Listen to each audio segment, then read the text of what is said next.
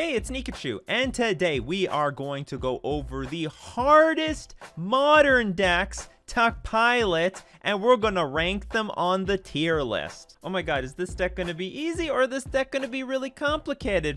So if you ever wanted to know exactly what you are gonna get into when you pick up a modern deck, I hope this guides you. But before we get into this tier list, we're gonna thank our sponsor, FusionGamingOnline.com. If you've heard of paper Magic cards, well, Fusion Gaming's got you covered with singles from all formats. To use coupon code Nikachu at checkout, it supports the channel and gets you 5% off all your purchases. I want to lay some ground rules first. Number one, the decks listed here are the ones that are very hard to play to win. People win with these decks, but not everyone wins with these decks. Therefore, these decks are very hard to pilot. I am not basing it around how many decision points a deck has, because some decks have tons of decision points, but all the decisions are very powerful and win anyway. Alternatively, if you know the core patterns to the archetype, is it still difficult to play? Take Storm, for example. When they play Gifts Ungiven, they get Pyretic Ritual, Desperate Ritual, Manamorphose, and Past in Flames. They do that 95% of the time.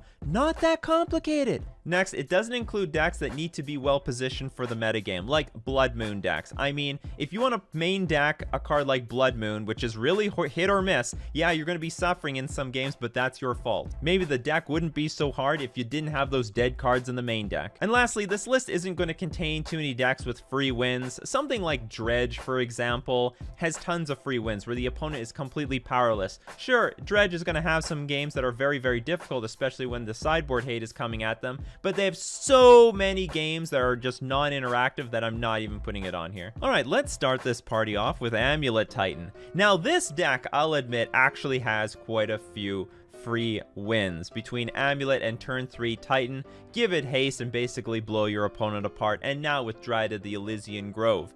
Into the Valakuts these days, I mean, it obliterates a ton of opponents. I'm making an exception here because even if you know the patterns, how to ramp out the turn 3 Titan, what to be searching for when you have the Titan on the battlefield, this deck still gets really complicated. Before you pick this deck up, you better start watching a ton of content creators piloting this thing. Every turn of this game can get complicated, starting with your opening hand. And if you keep a hand that's only going to start getting the game going by turn 4, that might be too late against some decks. The Karoo lands are a fucking mind bend. I mean, you're allowed to bounce lands back to your hand, which is really applicable when you're playing with Azusa and Dryad of the Elysian Groves. You gotta keep track of your land count. When you have Amulet in play and you play Primeval Titan, the game might play itself. But what if you don't have that Amulet in play? What is your life total? Can you get aggressive and go get Teleria West and the Karoo land to search up another Titan the next turn? Or do you have to play on defense, get that Kahalni Garden, get that Radiant Fountain, put your head above water, be able to stabilize the board before you swing back on the next turn? Not to mention, when you attack with Primeval Titan, the decision tree gets really complicated really quickly.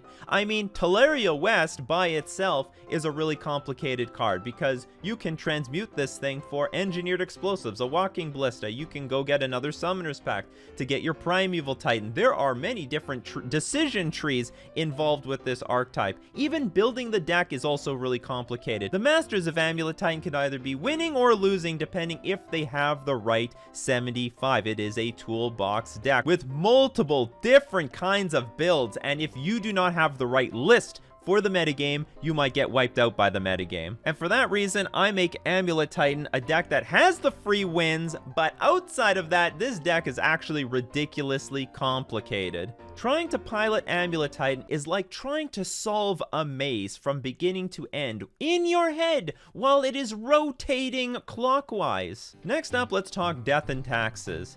How the fuck does this deck win? Seriously, it's literally a bunch of grizzly bears. It has no free wins whatsoever. There is no way that you free win your opponent out of the game. Death and Taxes has the absolute weakest win condition in all of Modern. You gotta cast creatures, you gotta hope that they don't get countered, you gotta hope that they don't get destroyed, you gotta attack with them, you gotta hope that your opponent doesn't block, you gotta deal damage. and then you gotta rinse and repeat that process until your opponent goes from 20 to 0. And the really shitty thing about Death and Taxes is that it doesn't even have any lords. It's not something like humans, merfolk, spirits, where the lords buff up the creatures, deal more damage, get that clock going on. The deck is literally a bunch of fucking grizzly bears, like Leonin Arbiter and Thalia, Garden of Thraben. Then we got like Skyclave Apparition. How does this deck get through any damage? There's hardly any evasion. You have some Flicker Wisps, some Archon of Emeria, but in the face of like a Tarmogoyf or Death Shadow, how are you getting through this shit? The deck's so clunky and slow. I mean, Stoneforge Mystic on turn 2 means you're basically not attacking for much until turn 4. How do you beat decks like Tron? Yeah, I understand they've got the Ghost Quarters, the Field of Ruins, but still, they can just make land drops, play Oblivion Stone, blow up the whole board. What do you do against combo decks? This deck doesn't even have counter spells. So anyway, I have no fucking clue how this deck wins at all. But Death and Taxes Masters have been winning tournaments for years. Trying to win with Death and Taxes is like trying to pee through an electric fence without getting shocked. Except you're standing 5 feet away and the wind is blowing at you from the northeast. Good fucking luck with that. And next we've got Death Shadow, but not any type of Death Shadow deck. We're talking Grixis Death Shadow. You see, Grixis Death Shadow is significantly more clunky thanks to things like Gurmag Angler, and therefore you need to require much tighter play to squeeze out all the value in this deck. It's also quite a bit more reactive because it is running blue for Stubborn Denial, for Snapcaster Mage. When you put your life total down to 7 or 5, you really are living on the edge because you cannot force those wins with this version. Grixis Shadow needs to play with a little bit more patience and timeliness. So the patience doesn't give it nearly as many free wins as other decks, but it is still quite powerful. And they've set up a 10-10 Shadow with Teamer Battle Rage. It's still going to be over. I'm ranking Grixis Shadow in the middle because of how tight you need to play this deck. Trying to win with Grixis Shadow is a lot like trying to take a shit in one of those Japanese toilets where you have to squat down and stuff. I have no idea how you do this without getting anything on your pants. In my opinion, that represents living on the edge. Next up, Hammer Time. Now, I think a lot of people associate this deck as just some sort of all-in affinity type deck, and you know what, you could look at it like that. It does have those free wins. If the opponent is completely undefended and you got these Ornithopters out, you can slam that Colossus Hammer turn 2, equip it with the Pure Steel Paladin, and then before you know it, your opponent is a goner. They take 10 damage, they take another 10 damage, GG. The problem is when your opponent has a sheer ton of removal. Now the game actually starts to get a little complicated. Now it's not like the opponent can just kill off everything and call it a day.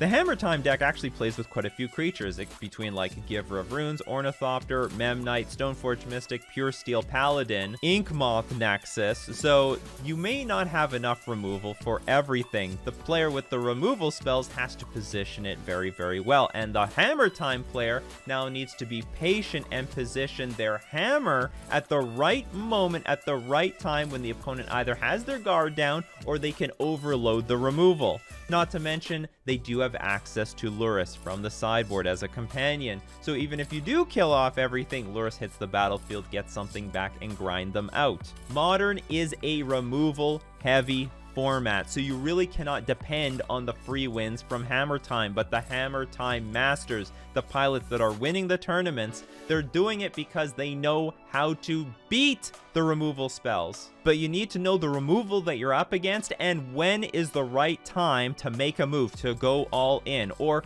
how do you position yourself to get that hammer online. Some people, they use the Stoneforge Mystic, look for Swift Foot Boots, threaten to equip it to one of your creatures, and get the hammer or cranial plating online. And so for that reason, I'm actually going to put Hammer Time as a deck. It can have some free wins. They have to prove the Hammer Time deck has enough play to carry out those victories. Winning with Hammer Time is a lot like trying to get a date, because if you're too aggressive, they'll just fucking block your ass and then it's all over. Next, let's talk Jund. I wasn't sure if I wanted to have Jund on this list because from one perspective, you could say Jund's actually a pretty easy deck to play. After all, it's basically 1-for-1 removal spells. Everything is quite powerful. For 1 mana, you fatal push creatures. They just die. Your creatures are all individually great. You got the Tarmogoyfs. You got Bloodbraid Elf. That's a good 2-for-1. But here's the catch. There are people like Jabberwocky, for example, who win tournaments with Jund. But where's everybody else? Why is it that Jabberwocky can win, but the rest of the Modern community is still falling behind? And I know why. Because Jund is a toolbox deck, but it is a very clunky toolbox deck. You have to build your 75 in the right way. Jund has a lot of power, but let's be serious, there are no free wins. You're literally a deck playing creatures, turning them sideways, and try to kill your opponent. You still got to attack and earn that victory. The deck is also pretty clunky. I mean, you got some efficient removal and disruption like the Thoughtseize, Inquisition, Lightning Bolt, and Fatal Push, but the rest of it is like really top heavy. I mean, Maelstrom Pulse, Liliana the Veil, Anger of the Gods, Bloodbraid Elf, Kolaghan's Command. I mean, these are pretty chunky spells, and I'll tell you what that means. It means you gotta play your deck really squeaky tight, because if you make one misstep, you've probably completely lost the game. You might be tempoed out. You might let your opponent get way too high of an advantage. Their board might be too strong for you to overcome. The Jund plan is a plan of attrition. For the most part, you're just one-for-oneing them. So if they're too far developed, I mean, you're a goner. And with that, the right 75 is super important. This is a toolbox deck. How many Kolaghan's commands do you want? Do you want Maelstrom Pulse at all? Should you be going all in on Thoughtseize and Inquisition of Kozilek? Should you be putting some of them into the sideboard? Do you want to be playing with Lightning Bolts? Is Lightning Bolt even playable right now? What range of graveyard disruption are you going to run? Are you just going to go all in on Leyline of the Void? So while the deck might be clunky in some areas, it's actually powerful enough to overcome those disadvantages. So I'm putting it as a deck that has no free wins, but is still a really powerful archetype. Trying to win with Jund is a lot like trying to use a hammer on everything. Making your coffee, text messaging, opening windows. I mean, yeah, you could use it for everything, but it's not the best thing to use against everything. And now moving on to Merfolk. Now, Merfolk, very similar to Death and Taxes, has like the worst win condition of the game, where you've got to attack with creatures and put your opponent's life total from 20 to 0. We don't get to cheat some victories like those Jund decks that can randomly kill you with a Lightning Bolt or Kolaghan's Command when the opponent's life total is low enough. No. We can only do it with the creatures. Some have said that Limited is the most complicated format in Magic because you are basically just trying to win through creature combat, and that's what you're looking at when you're playing with Merfolk. Sometimes you can randomly have unblockable creatures. Yes, you can do that with Spreading Seas. If my Lord of Atlantis gives my Merfolk Trickster Island Walk and I attack with that Trickster, what if they kill my Lord of Atlantis? Is that going to be a good exchange for me? Because then now they can block my Merfolk Trickster. The deck uses Aether Vial because it absolutely has to. The mana efficiency of this deck is absolute garbage. It's really loaded high on the 2 drops, so I mean, until you get 4 lands in play or 2 lands in an Aether Vial, you're not really playing multiple spells a turn. And the more clunky a deck gets, the more important your decision points are. Because the deck is so clunky, it's for the most part a pretty reactive deck. You can't be too proactive with the archetype because the earliest kill you've got is by turn 4. That is outright garbage based on modern standards, so you have to react to your opponent. Therefore, Merfolk is a toolbox deck, which means you need the right 75 for the right metagame. There's a big difference between playing Dismember or Brazen Borrower. How many Lords do you want to play? How many reactive creatures like Harbinger of the Tides or Trickster do you want to run? So Merfolk is a really difficult deck to win with because it has no free wins. You have to earn every single one of your victories. It's not going to be handed to you on a silver plate, and the deck is pretty clunky.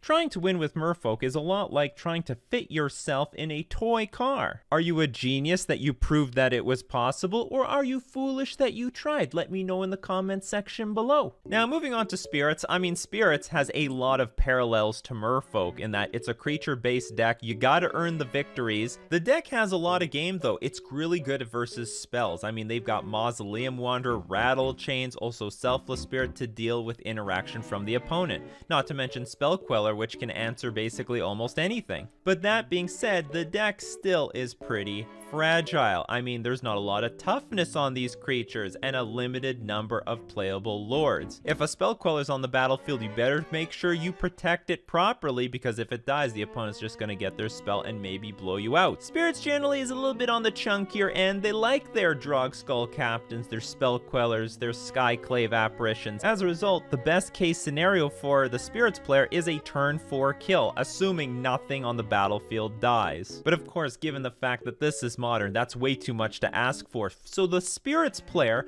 has to find the right balance between putting enough pressure on the battlefield to close out the game, while holding back, keeping that interaction up to not only protect themselves from their opponent's game plan, but also protect their creatures from getting blown out on the battlefield. And with that, I put Spirits in a very similar territory as Merfolk. It's a deck you have to earn your victory with your creatures, and therefore you better have the appropriate plan against all the removal in the format. Trying to win with Spirits is a lot like knowing when to hold them, know when to fold them, know when to walk away, and know when to run. Don't count your money at the table. And lastly, we come to Storm.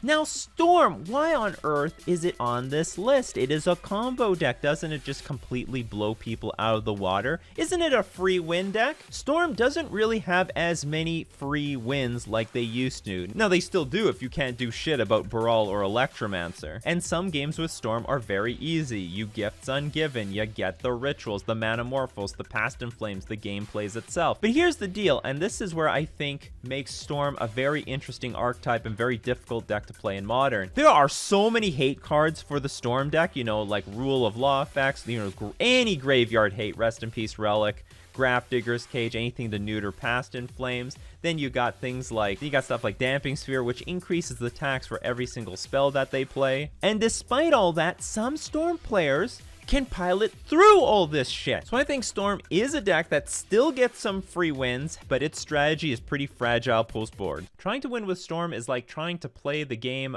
Mushi-Hime-sama. You have to be prepared for tons of shit coming from all over the place. That's the Modern metagame. So that's our video for today. Let me know what you think are the hardest decks to play in Modern. Are there any archetypes that I missed? And the harder the deck, the more skillful you need to be. So smash like for skill-based decks, and don't miss out on any other videos like this. So subscribe to my channel, or else you're embarrassingly gonna lose to 2 grizzly bears.